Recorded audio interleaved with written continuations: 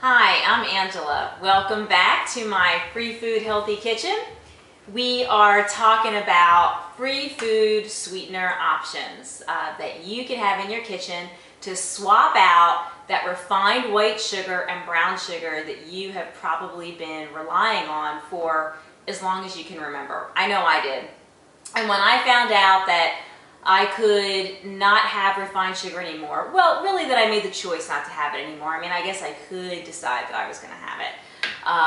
I was a little bit lost and thinking, well, how am I going to make those chocolate chip cookies? Because I cannot have my chocolate chip cookies, right? I got to make a chocolate chip cookie that I can have. So here's how I do it, and here are the things that I rely on and that I hope you start stocking your pantry with. I'm going to start on the right here. These are two sugars here that come in a liquid form and a crystal form. And I think that's important because when you're looking at recipes and you think, well, this has white sugar and it's a dry sugar and then I'm going to a liquid sugar, I don't know how to do that. And you don't always have to because you do have some crystal options. So the first one here is coconut palm sugar, and you have the sap form and you have the crystal form. And in terms of sweetness, it's a 1-to-1 swap out for white sugar. Like, it's got the same sweetness level. But note to self, coconut palm sugar has a caramely kind of flavor. It doesn't have the same flavor profile as white sugar. So, and it's darker. So if you're like making a lemon cake or something, I would not be putting coconut palm sugar in that. Just be aware of what it tastes like. The other thing I'll say about coconut palm sugar is I find, the crystals sometimes are a little bit thick, and so I put it in my super powerful, awesomest thing ever, Vitamix, and it gets really fine, a little easier to use. I love palm sugar in chocolate, with chocolate desserts, chocolate recipes. And I often will mix it with other sweeteners because it has such a strong caramely flavor, which is delicious. It just sometimes will overpower other flavors. The other big bonus about coconut palm sugar is it's only 35 on the glycemic index. So just a little quick GI tutorial, anything below 55 or below is considered low glycemic. So that's what we're looking for.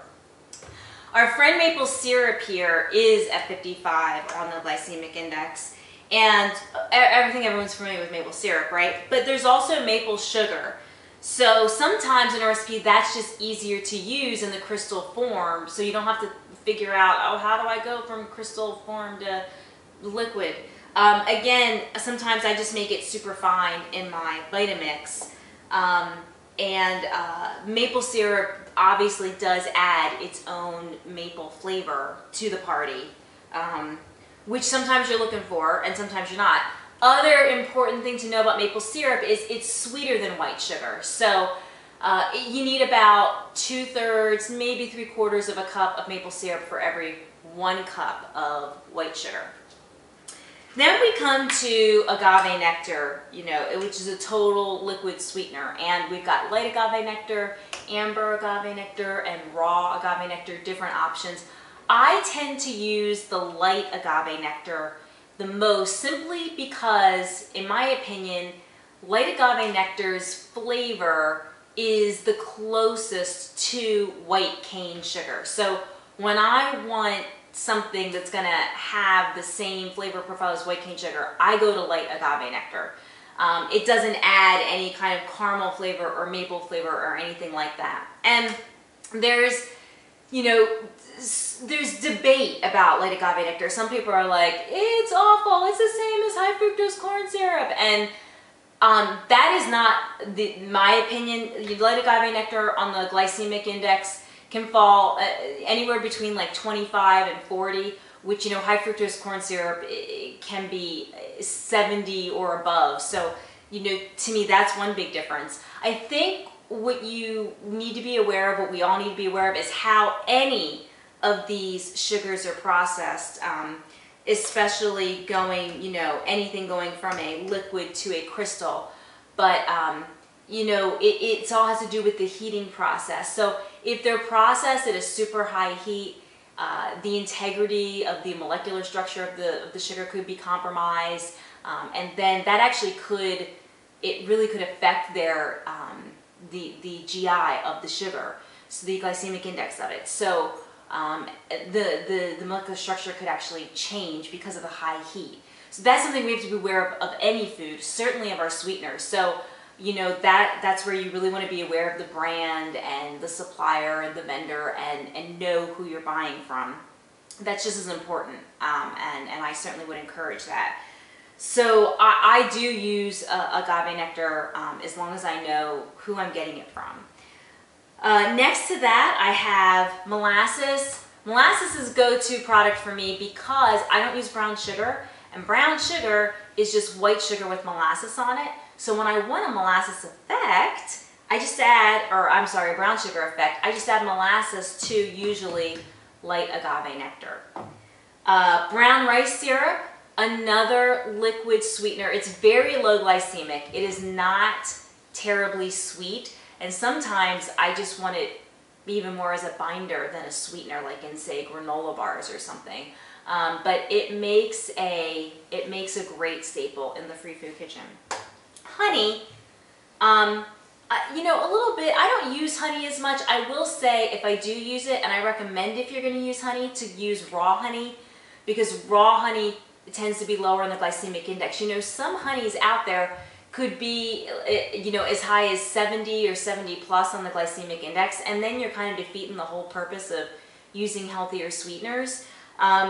So I would keep it, you know, I would keep it raw. Honey's not vegan, so that's an issue for some people. And then we have our stevias. I prefer the liquid stevia over the powder. I just think it's easier to use. Stevia is like 300 times sweeter than sugar, or something crazy like that. So you really only need a few drops. This is a vanilla stevia. There's pure, you know, regular stevia. I really like it in beverages, things like that. You know, for me, it has kind of a funky taste that, you know, if you heat it, like if you bake with it or something, but, you know, give it a try. You might really, really like it. It's plant-based. It has no effect on blood sugar, so it's a really incredible option for certainly people with diabetes, but even for any of us who, you know, are watching our blood sugar. And then we have unsweetened applesauce, which is certainly a staple for me as a sweetener. It's also an egg replacer. We will talk about that in future videos. But it's a huge multitasker in the free food kitchen and a must-have, I would say. So these are, in my opinion, the kind of must-have staple sweeteners in the free food kitchen to get you off of the white sugar and the brown sugar. And if you were just gonna pick two, I think most people have maple syrup around. I would say, you know, you gotta have your coconut palm sugar, and you would have to have your agave nectar. Those would be my top picks. But you decide for yourself and you see how it goes. And I hope that helps get that shopping list going.